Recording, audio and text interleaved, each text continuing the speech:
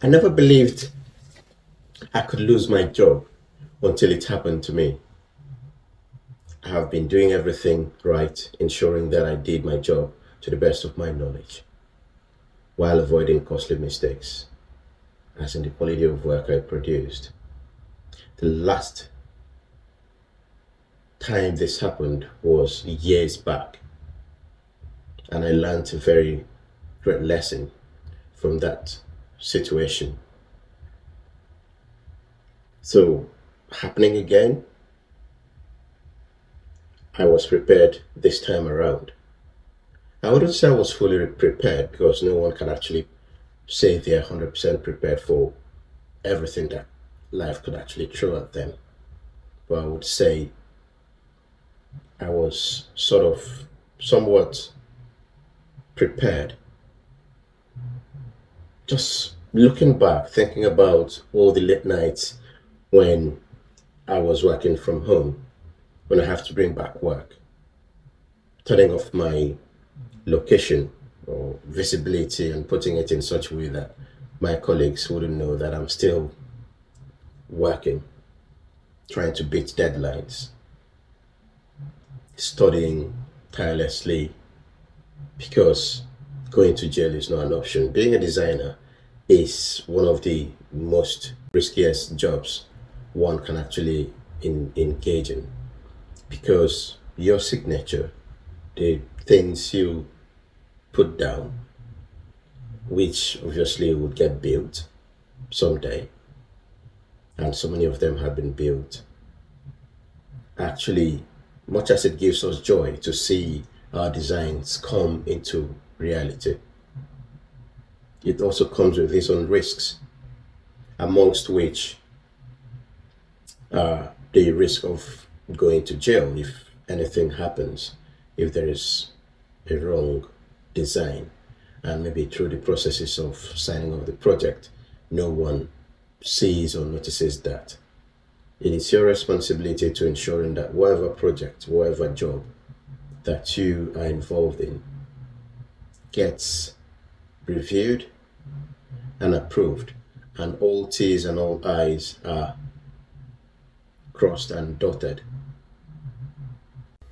Imagine the shock, imagine the embarrassment, imagine the fear, imagine the uncertainty, imagine the pressure from back home, and also pretending that everything is fine. And your children seeing you often at home and asking questions.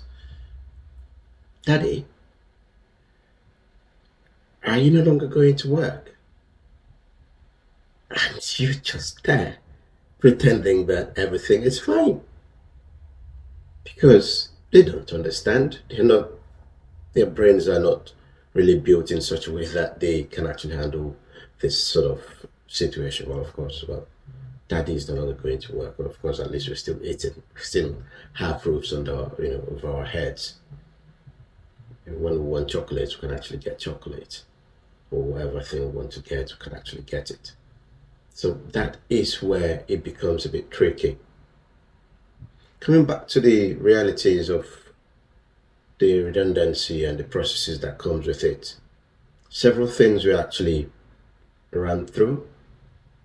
Yeah, well, of course, there is the risk of being, the risk of redundancy, which is usually the first, more or less, meeting where you have with your human resources and whoever, in my own case, our delivery manager, where they reel out the things, telling you the options and the jobs that they also have in other places if, for instance, you have interest in picking up such jobs. But for the fact that I was actually employed in a particular location and that particular location was no longer picking up jobs in the aspect of in respect to mechanical designs, they switched their line of work sort of. Well, not that I didn't say these things, while it was unfolding. I did see it, but there is always a time where one would actually check and see what should be the best option to take. Should I just wait until the ship sinks, you know, with all the crew members in it, or what? It was actually a very tough decision because considering family, work life balance, and all that. So I started making plans. And one of those plans was about our finances. Some of my friends, when I told them how much I kept as part of what I spent every month, they looked at me as being stupid. Because how could you be making such an amount of money and you only having to spend just this little on yourself? But no, there is this saying, once bitten, twice shy. So having experienced redundancy back in Nigeria, when a particular project we were working on, I think it was OML 58, it was an oil and gas upgrade, oil production facility upgrade in a place called Obagi. I saw the project to its logical conclusion because I was amongst the people who were in the preparation team. And at some point, when the expatriates left, I was tasked by the site manager to continuing to checking out the progress of works. So they still had some installation works to tidy and all that. So I was following up with the people who were doing, the contractors working on that, making sure that I was actually checking the progress of works as they completed. So I knew when the whole thing was winding down, and of course it did hit 100%. While all this was happening, I felt that I was going to be moved to another department of the business. But obviously, because of my dedication to the site, I sort of didn't know that my boss back then was actually having some problems with the um, the site manager. So the site manager was a person who, because it was actually an off-site job, so the site manager wanted me to stay back and see the project to its logical end.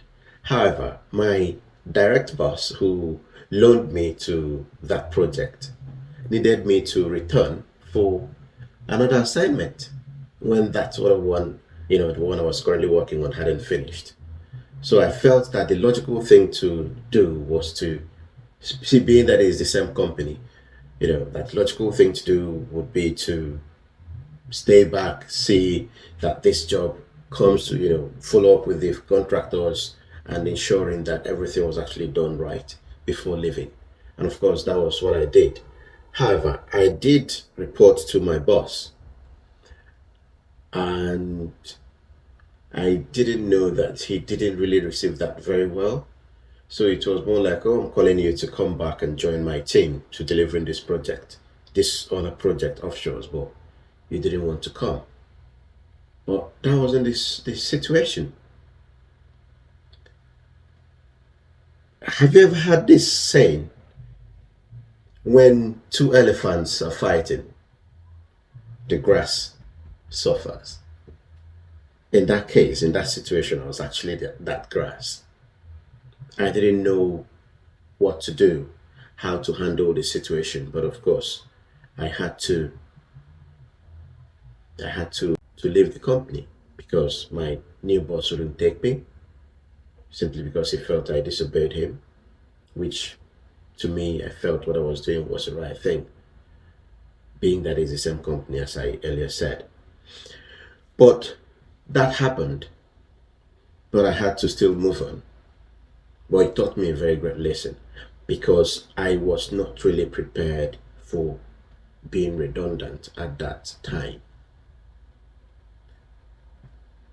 as fate may have it, it didn't really take me a long time to picking up another job. So it was very quick.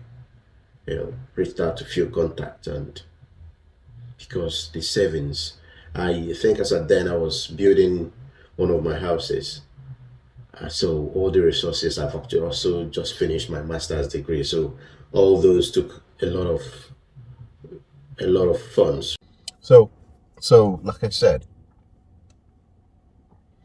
that was how I managed to get through the first redundancy by ensuring that I was able to getting another job.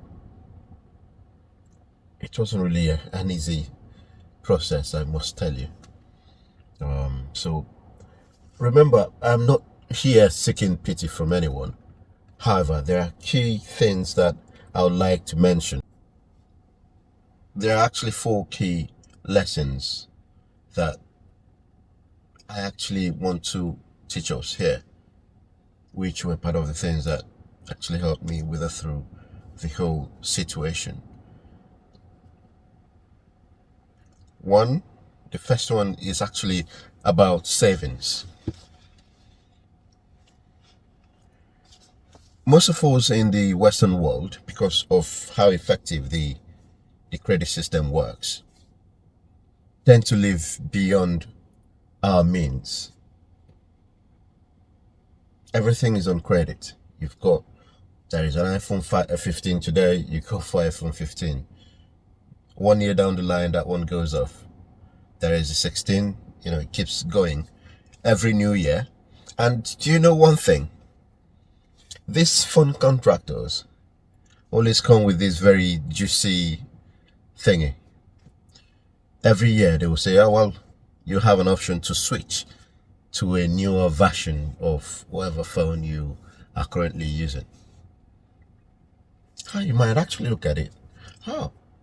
It's only going to, well, if I'm actually buying this phone off of my pocket, it's going to cost me about, say, £2,000, for instance. And if I'm actually going on contract, every month I would be paying, say, £80 thereabout, or 70, depending on what the cost of the phone and how much they think they can actually get off of you. So that's it about the phone. You have a laptop, is on credit. The Klarna, all those things, provided you have a good credit history, you just keep paying it. Forgetting one thing, that you are an employee. What do business owners do? Investors, for instance. Talking about, let me make a bit of switch. Rich Dad Poor Dad has these 4 quadrants where he explains who stays in each quadrant. The employee, the business owner, the self-employed, and the investors.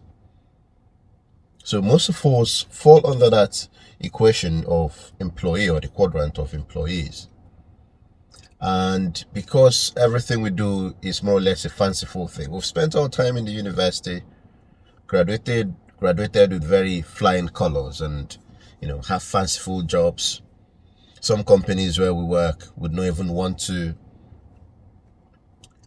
allow us go for any vacation, so they pay us everything we're asking for. They give us a car loan. In some cases you have something called a salary sacrifice, where you take a car from the company, and it could be, of course, it's going to be a latest car, and you're driving the latest car.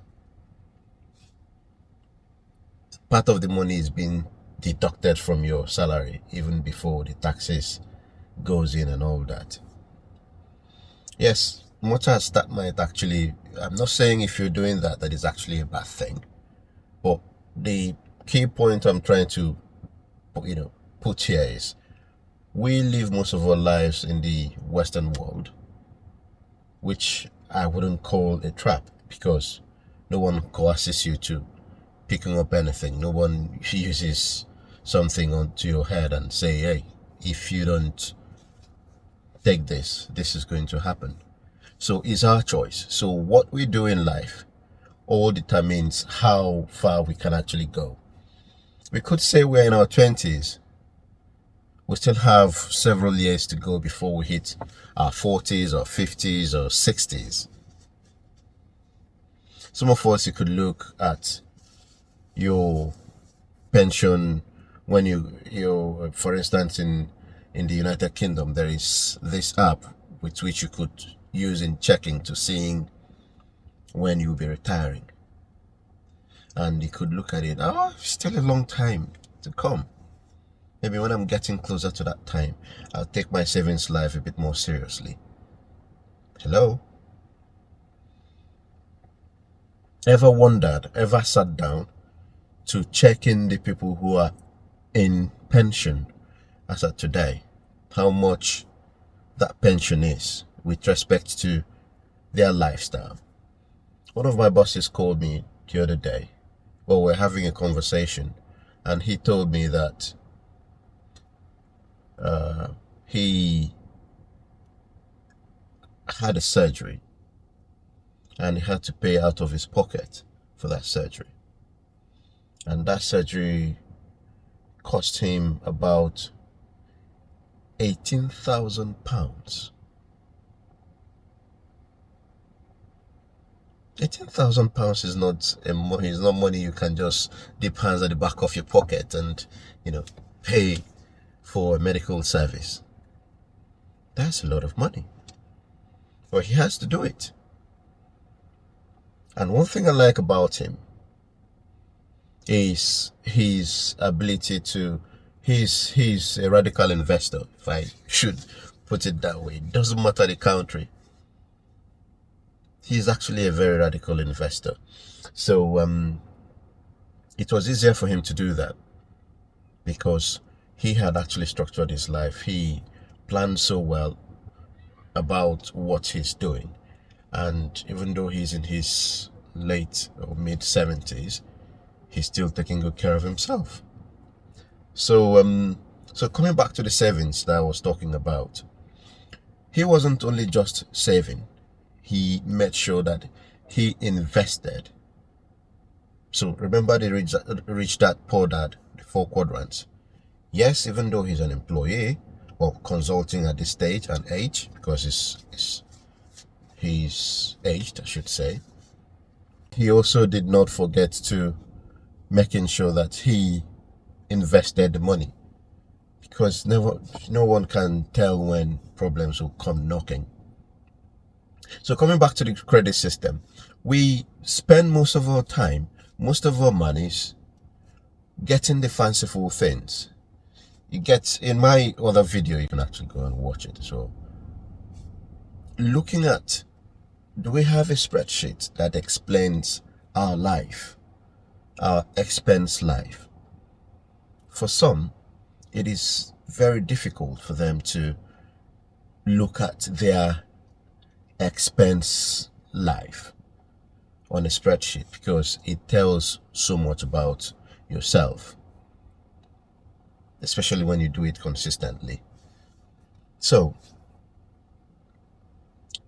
we have our phones on credit, we have our cars on credit through hire purchase system or PCP system. We have maybe the furniture in our home on credit, most of the things in our house on credit. So as the paycheck is coming in, the monies are disappearing. Before 3 days into the day you received from the day you received your salary, you're already getting into the overdraft, taking overdraft from the banks just to be able to leave the remaining parts of days of the month until the next paycheck lands. And what is even more disturbing is people who live a life where they try to please their friends. You want to feel among by trying to look expensive, whereas it's actually a credit a borrowed system that you're surviving on. If you were to have been caught up in this situation of redundancy, what would you do? So many people have had heart attacks and has actually, lost their lives simply because of poor financial management. So our savings is one of the key things that should help one to come or wither through this kind of situation that I'm talking about, redundancy. Because you never can tell when you're going to get the next job. If you had all the things in credit, obviously you would need to keep paying because you signed a contract. Your contract has nothing to do with, once it is time for you to be able to make payments, if it is the 28th, they've actually set up the direct debit. And on that 28th day of the month, you do not have any money in your bank account for anyone to, for them to make their deductions. You're going to get yourself into trouble. So, because whatever redundancy benefits you think you might be getting, because the way it's been calculated, the redundancy benefit is calculated in such a way that you, depending on the number of years you've actually put in the company and how old you are, I'm talking about the UK system now. If you are, say, within, just under 40 years of age, it is about 1 week's pay times the number of years you've actually put in that company. So if you've put in 3 years and 11 months, it is going to be, you're going to receive 1 week times 3. So because it's not up to 4 years. So I'm going to be explaining this thing in the next video. So talking about the benefits that you're going to be getting after the redundancy. So there's the notice period pay, and there is the statutory redundancy pay, and any holiday that you have not taken. Believe me, this money, unless you've actually put in up to 10 years of your time in a particular company, that is the only time the money might even make a bit of sense. Otherwise, it's not something one could actually rely on to be able to offset in very expensive lifestyle. We live in very expensive homes that are beyond our reach. Because in my other video I talked about, if your net income after having paid your taxes and all that, if you spend about 70% of that money on rent, you're living on a time bomb. I know in most cities in the United Kingdom, houses are expensive, but that is where it becomes very pertinent that we do not just go living in those very expensive areas of a particular city.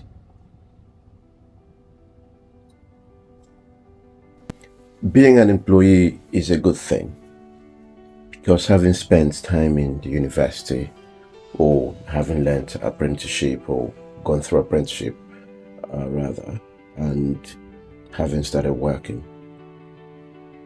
the key thing that one should never forget is the ability to understanding that you're working for someone and decisions can be made very quickly. every company would make decisions in the interest of the company, no matter what thing that is being sold to you. Yes, employees are valued members of a company, valued members of staff. Knowing fully well that you're a valued member of staff should not make you to feel so relaxed as to not ensuring that you make good money. That's the first thing. Ensuring that once you've made that money, no matter how much you're making, you are able to save up some and invest more, just for eventualities, because no one can tell what tomorrow holds.